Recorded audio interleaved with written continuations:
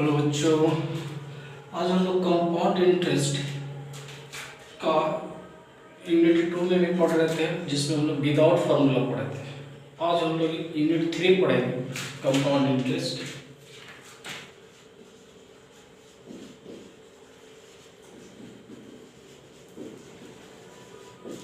With formula.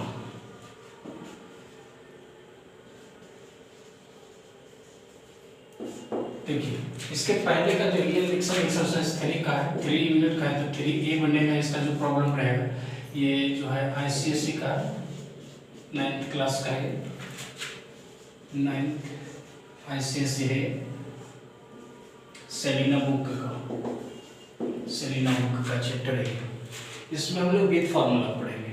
इसके पहले without formula और विद फार्मूला में क्या डिफरेंसेस होता है, पहले जरा सा वो समझ लीजिए। जैसे कोई हमारे पास सम दिया हुआ रहता, तो मान लीजिए कि हम 1000 रुपये किसी से लेते थे कुछ टाइम के लिए, और रेट ऑफ इंटरेस्ट मान लीजिए कि 5% रहता था। तो ये 2 इयर्स जो लिखा जाता था, तो हम लोग एक एक करके 1 ईयर फिर 1 ईयर कर करके 2 बार में इंटरेस्ट निकालते थे। SI PRT का फॉर्मूला इस्तेमाल करते थे हम लोग, बार बार इस्तेमाल करते थे। फर्स्ट ईयर का निकाल लेते थे, इंटरेस्ट जो आता था उसको जोड़ देते थे प्रिंसिपल में, तो वो सेकेंड ईयर के लिए फर्स्ट ईयर का अमाउंट बनता था, तो सेकेंड ईयर के लिए वो प्रिंसिपल का काम करता था। इसीलिए इसी तरह से कंटिन्यू हम लोग आगे बढ़ते चले जाते थे। तो हो गया विदाउट फार्मूला। लेकिन जब फार्मूला के साथ हम लोग इस्तेमाल करेंगे, इस समय निकालना रहेगा फार्मूला के साथ में, तो अमाउंट निकालने के लिए डायरेक्ट फार्मूला हो जाता है। जैसे 2 ईयर दे देता है, या कंपाउंड इंटरेस्ट का डायरेक्ट फार्मूला हो जाता है। तो अमाउंट निकालने के लिए जो अगर हम लोग डायरेक्ट फार्मूला का लगा जाते हैं, तो A = P1 प्लस रेट बटे 100 into N।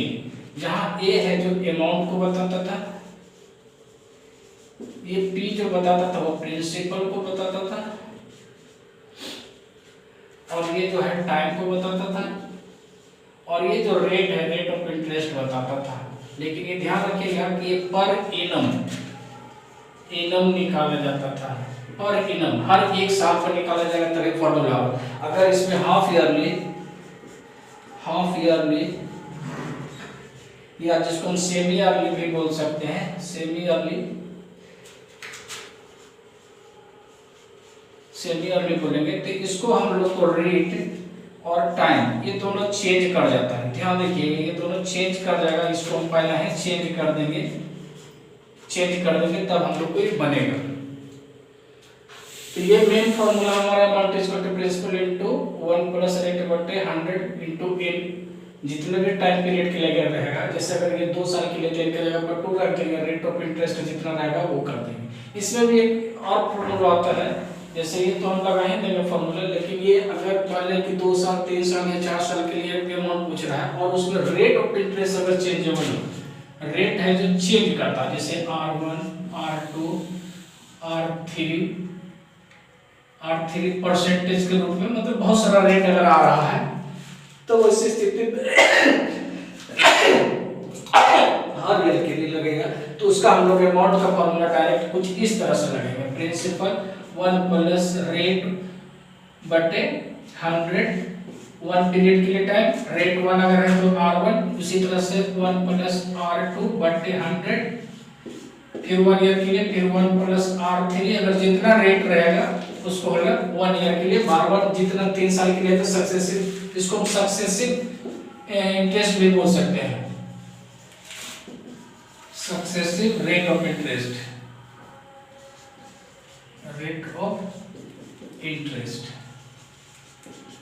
Successive rate of interest रहेगा, तो हम लोग डायरेक्ट इस तरह से इस्तेमाल कर सकते हैं। यह हमारा अमाउंट का डायरेक्ट फार्मूला हो गया। और अगर हम लोग को मान लीजिए CI निकालना है, तो अमाउंट में से प्रिंसिपल को घटा दीजिए, तो आपका CI निकल जाता है। कभी कभी लोग डायरेक्ट CI का फार्मूला भी लगा देते हैं। देखिए, ये तो पूरा हमारा अमाउंट हो गया, इसमें से माइनस अगर P कर देंगे तो CI हो जाएगा। यानी अगर CI बराबर ऐसे लिखेंगे, तो अमाउंट का फार्मूला क्या है, P इंटू 1 प्लस रेट बटे 100 इंटू टाइम और माइनस P कर दिए, तो देखिए डायरेक्ट C का हो गया।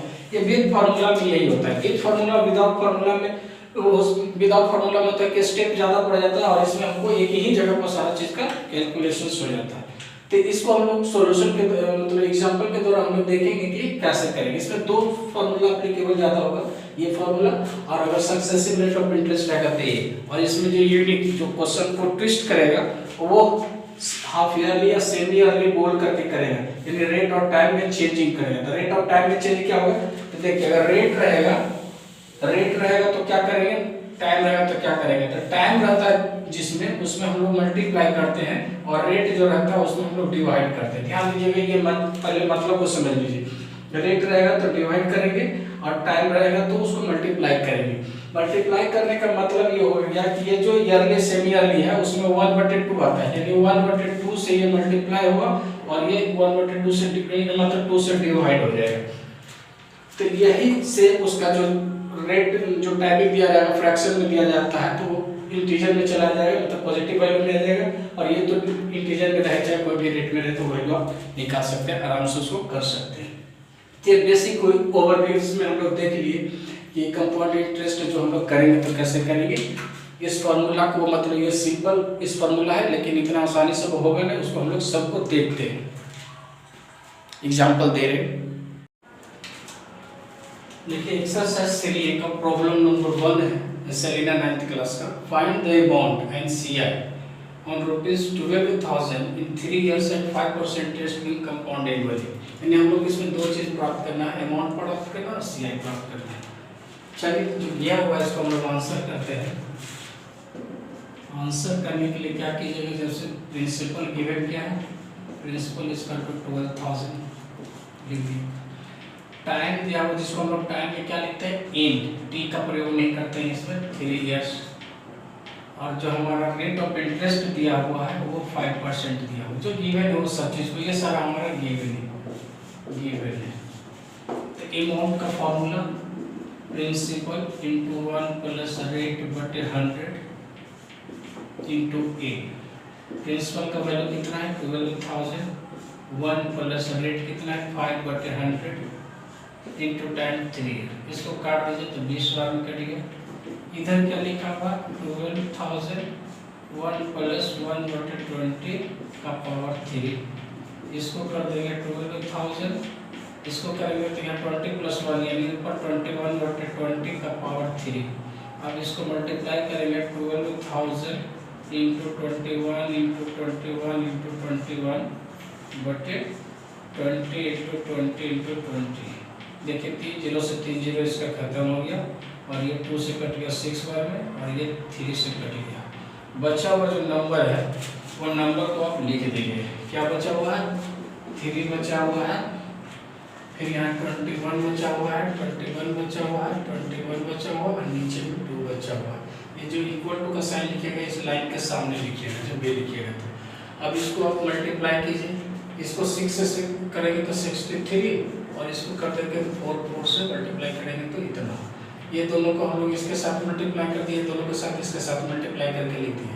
और ये सब दोनों को जो 4 नहीं आता 441 आएगा। जब इसको आप मल्टीप्लाई कीजिएगा तो आपको मल्टीप्लाई करने के बाद आएगा 277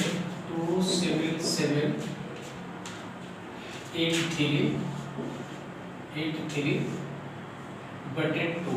इसको आप डिवाइड कीजिएगा तो 1,3891.5 ये हमारा जो है आपको पूरा सॉल्व करने के बाद प्राप्त होगा। यानी हम लोग बोल सकते हैं कि अमाउंट बराबर 1,3891.5 रुपीज़ जो होगा वो मेरा अमाउंट हो गया। अब अगर हमको सीआई निकालना होगा तो हम लोग अमाउंट माइनस प्रिंसिपल लगा देंगे। अमाउंट का वैल्यू कितना होगा 1,3891.5 माइनस 12,000 कर दीजिए।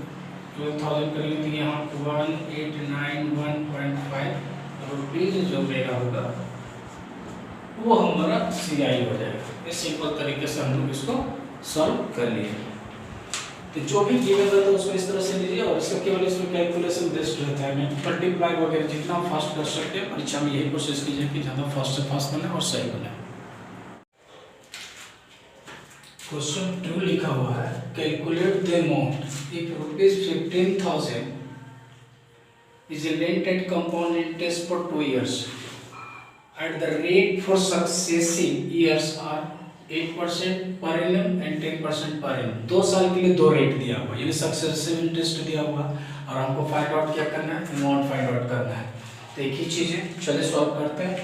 देखिए आंसर कीजिए, जो गिवन कंडीशन वो सबसे पहले लिख दीजिए। गिवन है आपका, गिवन है प्रिंसिपल बराबर दिया हुआ ₹15,000, successive rate of interest, successive rate of interest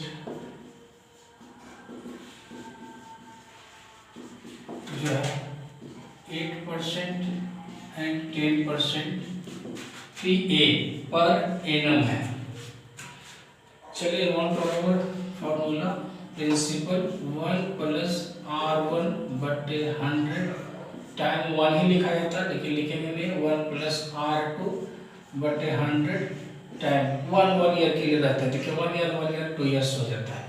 इस तरह से प्रिंसिपल कितना है 15,000, 1 प्लस पहला रेट है 8 बटे 100 और दूसरा है 1 प्लस 10 बटे 100 1 ईयर के लिए। इसको काटेंगे तो 2 4 जा ये 25, 1 0 से 1 0 कट गया, उसको साफ से लिख देना है केवल 15,000 1 प्लस 2 बटे 25 और यहाँ 1 प्लस 1 बटे 10। इसको 25 प्लस 2 27, डायरेक्ट हम लोग लिख सकते हैं इतना, यानी इसको लिख सकते हैं 27 बटे नीचे 25 और इसको लिख सकते हैं 10 1 11 बटे 10। ठीक है, अब इसको काट दीजिए। 25 से कटेगा, 5 से कटिए, छोटा छोटा काटते हैं। 5 से 5 3 फिर 6 से 6 को 36 600 और 1 0 से 1 0 लिखा था, बच गया जो आप लिख दीजिए 60 × 27 × 11। देखिए छोटा छोटा इन दोनों को मल्टीप्लाई करेंगे तो 6 6 0 × 27 आ गया। अब ये दोनों को अगर हम मल्टीप्लाई कर देते हैं तो आपका आता है आपका 17820।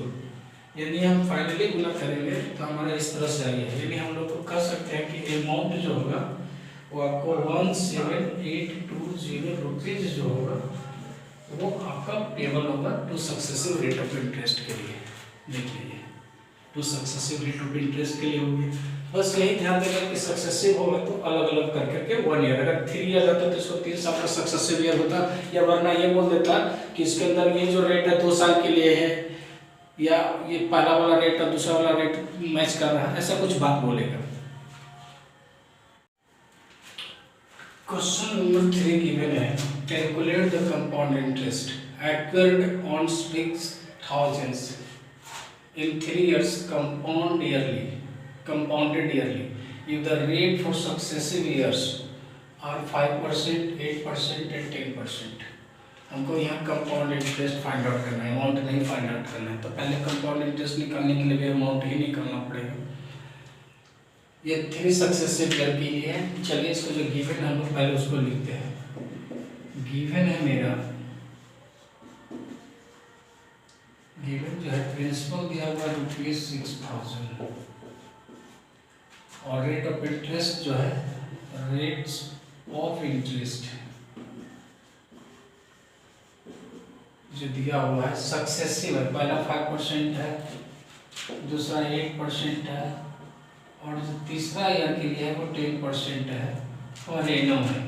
यानी ये जब भी अमाउंट कैलकुलेट हुआ था पर एनम, अगर नहीं गिवन भी रहेगा तब भी पर एनम ही लिखिएगा, क्योंकि अगर दिया हुआ रहेगा कोई स्पेशल कंडीशन रहेगा तो उसमें लिख देगा हाफ ईयरली, सेमी ईयरली, ऐसा कुछ वर्ड लिखेगा। अगर नहीं लिखता है तो पर एनम ही है।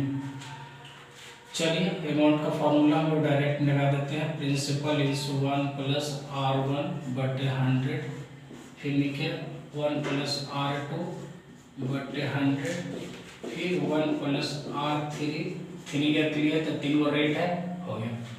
अब इसको आप डाल दीजिए। प्रिंसिपल 6,000, 1 प्लस पहला रेट कितना है 5% डाल दिया मैंने, दूसरा में 1 प्लस 8% है डाल दिए, और तीसरा में 1 प्लस 10 बटे 100। केवल कैलकुलेशन बहुत अच्छे से कीजिएगा। देखिए इसको काट दिए 20 बार में, इसको 2 चौक ये 25, यहाँ 1 0 से 1 0, पहले एकदम आराम से सेकेंड लाइन में लिख दीजिए 1 प्लस यहाँ हो गया 1/20 बचेगा, यहाँ बचेगा 1 प्लस यहाँ पर 2/25 बचेगा, यहाँ 1 प्लस 1/10 बचेगा। अब इसको सोल्व करेंगे तो 6000 ये हो जाएगा 21/20 और ये हो जाएगा 27 हो जाएगा, 25 + 2 27/25 हो जाएगा। और यहाँ जो हम लोग को गुना लिख सकते हैं 11/10। अब इसको काट लिया, आपको काटना काम है। देखिए 1 0 से 1 0 खत्म, 1 0 से 1 0 और खत्म। ये हम लोग को कट गया कितना 30 बार में, ये 5 से काट गया 25 और ये कट गया 6 बार में। बचा हुआ नंबर को लिख दीजिए 6 × 21 × 27 × 11 और नीचे में 5 है तो 5 लिख दिया। चलिए इन दोनों को हम लोग गुना कर दिए, पहले इन दोनों को गुना करके लिख दीजिए, छोटा छोटा गुना कीजिए, नहीं तो एक ही बार कीजिए, कोई दिक्कत नहीं है। 6 2 1 और इसको जब आप गुना करिएगा तो आपको आएगा 297, कितना आएगा 297 और इसको हम लोग लिख दिए 5, ये दोनों को गुना कर देंगे तो ये हो गया। अब वजह ये इधर आ जाते हैं बराबर दे करके, जब इन दोनों को आप गुना करिएगा तो 3 7 4 2 2 4 2 2 बटे 5, इसको आप डिवाइड कर दीजिए तो आपका 7484.4 ये हमारा कट करके आएगा रुपीस। ये हम क्या निकालें, अमाउंट निकालें, जबकि हमको निकालना क्या है, कंपाउंड इंटरेस्ट निकालना है। तो चलिए कंपाउंड इंटरेस्ट का फॉर्मूला लगा देते हैं, अमाउंट माइनस प्रिंसिपल। अमाउंट कितना है 7484.4 माइनस प्रिंसिपल कितना है 6000 है, 6000 अब लिख दीजिए।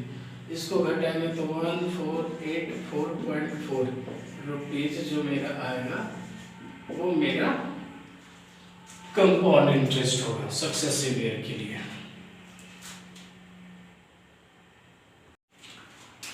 क्वेश्चन नंबर 4 बोल रहा है what sum of money will amount to ₹5445 in 2 years at 10% per annum compound interest।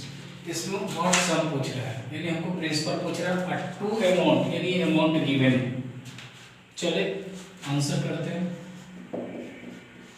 जो गिवन होता है पहले लिखिए, गिवन क्या है, अमाउंट बराबर दिया हुआ है ₹5445, रेट दिया हुआ है 10% पर एनम, ये लिखिएगा पर एनम जरूर लिखिएगा। प्रिंसिपल हमको नहीं दिया हुआ है, यही निकालना है। और टाइम जो दिया हुआ है एन जो दिया हुआ है 2 इयर्स दिया हुआ है। चलिए हम लोग फार्मूला लगाते हैं। मेन फार्मूला अमाउंट का ही होता है प्रिंसिपल इंटू 1 प्लस रेट बटे 100 इंटू टाइम। देखिए अमाउंट दिया हुआ कितना, इधर है 5 4 5 और इधर प्रिंसिपल P 1 प्लस रेट 10 बटे 100 टाइम 2 इयर्स कट कर दीजिए। इधर क्या है P, इधर 1 प्लस 1 बटे 10 का पावर 2। अगर इसको सॉल्व करेंगे तो P इंटू 11 बटे 10 का पावर 2, यानी हम लोग इसको सॉल्व करेंगे तो 1 2 1 P हो जाएगा, ऊपर में चला जाएगा और नीचे में 100 और इधर जो दिया हुआ 5 5 4 ये क्रॉस करेंगे तो हम लोग को कितना होगा 1 2 1 P is equal to 5 4 4 5 into 100, यानी P का value is equal to 5 4 4 5 into 100 बटे 1 2 1। इसको अगर डिवाइड करते हैं तो 45 बार में कट जाता है, यानी हमारे पास बचा 45 इंटू 100, यानी इस तरह से ₹4500 मेरा प्रिंसिपल हो गया। यानी प्रिंसिपल इज इक्वल टू, यानी sum of money is equal to हमको ₹4500 ये हमारा इसका सॉल्यूशन हो गया। यानी जो हमको गिवन था अमाउंट, ये प्रिंसिपल इन दोनों के बीच में रिलेशन केवल कैलकुलेशन किया गया, फॉर्मूला हमारा यही था बेस्ट।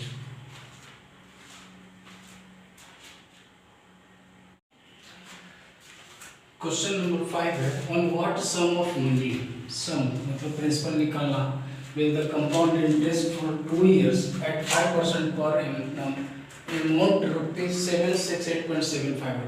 ये मेरा अमाउंट गिवन है और सम ऑफ मनी प्रिंसिपल निकालना है। चलिए आंसर देखते हैं। जो गिवन है पहले हम उसको लिख देते हैं। गिवन क्या है? गिवन है मेरे पास amount is equal to 768.75 rupees. Rate दिया हुआ है मेरा 5% और टाइम जो दिया हुआ है वो 2 ईयर्स दिया हुआ है और हमको प्रिंसिपल फाइंड आउट करना है। चलिए अमाउंट का फॉर्मूला लगाते हैं। Amount is equal to principal 1 plus rate बटे 100 इंटू टाइम। कितना देगा? 768.75 पी 1 प्लस 5 बटे 100 टाइम 2 ईयर्स। इसको काटेंगे तो 20 बार में कटेगा। ये पी इसको लीजिए 768.75 बटे पी यहाँ आ जाएगा और यहाँ बचेगा 20। 1 प्लस 1 बटे 20 का पावर 2। इसको सॉल्व करेंगे तो 21 बटे 20 मेरा आ जाएगा स्क्वायर में। अब इसको कर दीजिए 768.75 बटे पी इज इक्वल टू ये हो गया 441 बटे 400।